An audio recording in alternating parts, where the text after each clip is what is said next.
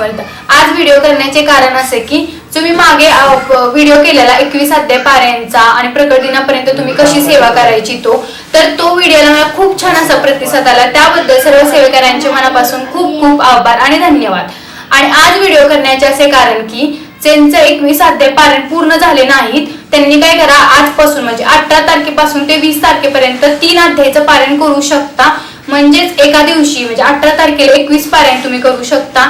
जर माझा हा व्हिडिओ पोहोचायला उशीर झाला असेल तर उद्या तुम्ही 2 अध्याय वाचू शकता, त्यामुळे तुमचं पारायण पूर्ण होऊ शकतं। त्याचबरोबर तुम्ही म्हणाल 20 तारखेला तर प्रकट दिन आहे, त्या दिवशी मी कसं करणार पारायण, तर त्या दिवशी तुम्ही घरी करा। जर घरी तुमचं नाही झालं पारायण तर तुम्ही केंद्रात करू शकता। केंद्रात झालेलं ते तुमचं 3रं अध्याय पूर्ण म्हणून पण धरू शकतो आपण।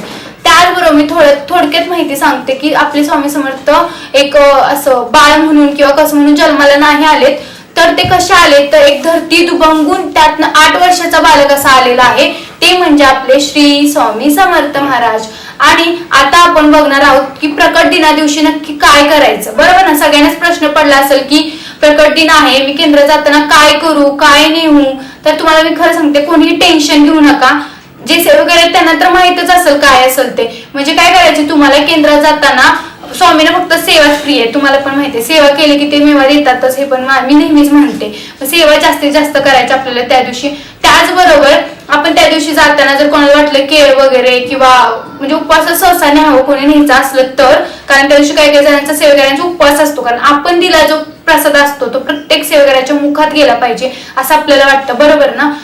आणि दुसरी गोष्ट, तुम्ही केंद्रात जाताना ही महत्वाची गोष्ट आहे की आपल्याला त्या दिवशी स्वामींचा दिवस आहे आपल्या, बरोबर ना। त्या दिवशी त्यांचा मान सन्मान करणं खूप महत्वाचं आहे।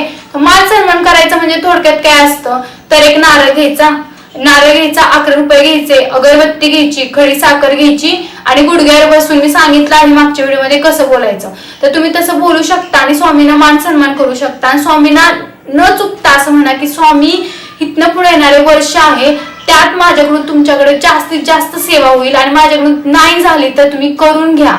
जे नवीन सेवेकर आहेत त्यांनी पण असं म्हणायचे, जे जुने सेवेकर आहेत त्यांनी पण असं करायचे, कारण आपल्याला काय करायचे, आपल्या पुण्याचा काटा वर न्यायचे, म्हणजे आपला जो अकाउंटचा बँक बॅलन्स आहे पुण्याचा तो काय करायचे आपल्याला वाढवायचे, हो ना।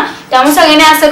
त्याचबरोबर तुम्हाला माहिती आहे आपल्या आजूबाजूला केंद्र असतील, कुठेही जा तुम्ही, सगळीकडे दिंडोरीपर्यंत असे केंद्र आहेत, तर केंद्रात जावा आणि त्या दिवशी आपली जास्तीत जास्त सेवा रुजू करा। कोणी घरात सेवा करत बसू नका, कारण सामुदायिक सेवेचं खूप महत्व असते, तुम्हाला पण माहित असेल, नसलं माहित तरी मी सांगते। जेव्हा तुम्ही एक माळ करता, बरोबर, तर आपल्याला घरी 11 माळे करायला लागतात, बरोबर। तेच तुम्ही जर केंद्रात गेला तर तिथं किती माणसं असतात, सपोज 108 असतील किंवा 200 असतील, तर तेवढे 200 जणांच्या माळा प्लस तुमची एक माळ म्हणजे 201 माळ तुमच्यावर रुजू होते। म्हणजे सामुदायिक सेवेचं एवढं महत्व असतं की तुम्ही केलेलं पण प्लस होतं, प्लस दुसऱ्यांची पण सेवा तुमच्यात ऍड होती, म्हणजे एवढे मोठं आपल्याकडे सेवा होते आणि आपल्या नावावर रुजू होते। त्यामुळं सामुदायिक सेवेला खूप महत्व आहे। स्वामी चरित्र तुम्ही वाचलं केंद्रात तर एवढ्या सगळ्यांचं 300-200 जणांचं पण स्वामी चरित्र तुमच्या नावावर पण ऍड होणार, त्यांच्या पण नावावर ऍड होणार। म्हणजे सामुदायिक सेवा खूप महत्वाची आहे, त्याचा खूप म्हणजे पॉवरफुल असतं। आणि साक्षात तुम्हाला सांगते आता प्रकट दिना दिवशी तर साक्षात आपले स्वामी पण केंद्रात हजर असतात, कारण त्यांना माहितीये कोणता तरी भक्त त्यांचं 1 तास काढून काहीतरी त्यांचं नामस्मरण घेते, स्वामी का नसतील तिथं, असणार 100% असणार। आणि तुम्ही बघा, मी सांगते तुम्ही सामुदायिक सेवा करा, उद्या केंद्रात जाऊ प्रकट दिना दिवशी, तर तुम्हाला अनुभव पण खूप येतील आणि ते अनुभव नक्की मला शेअर करा आणि कमेंट मध्ये सांगा। आणि माझं असं म्हणणं आहे की तुम्ही जेव्हा केंद्रात जाल प्रकट दिना दिवशी, त्या दिवशी कोणतंही काम पडू द्या, अक्षरशः तुम्हाला भांडी घासायचं पडू द्या, चटे उचलायचं पडू द्या, कोणतेही झाडू मारायचं पडू द्या, पोछा मारायचं पडू द्या, कोणतेही काम हे एक प्रकारची सेवा असते, ती सेवा करणं खूप महत्वाचे असते। असं नाही की बाबा मी स्वामी चरित्र असलं म्हणजे देवाची मी सेवा झाली, स्वामी मला पावते, असं नाही। असंही असते की स्वामीला ती पण सेवा प्रिय आहे, कारण ती तुम्ही कोणासाठी करताय, स्वामींसाठी करताय। असं होऊ शकतं की स्वामी त्याला पावतील, बरोबर ना। तर कुठलीच सेवा कमी नाही, त्यामुळे जी पडेल ती सर्वांनी सेवा करा, एवढंच फक्त ध्येय लक्षात ठेवायचं। प्रकट दिन आहे, प्रकट दिना दिवशी मला जास्तीत जास्त सेवा करायचे, स्वामींना मला खुश करायचे आणि जे पडेल ते कामी करणं, हो ना। आणि चुकलेले शब्द माझे, चांगले शब्द स्वामींचे। श्री स्वामी समर्थ।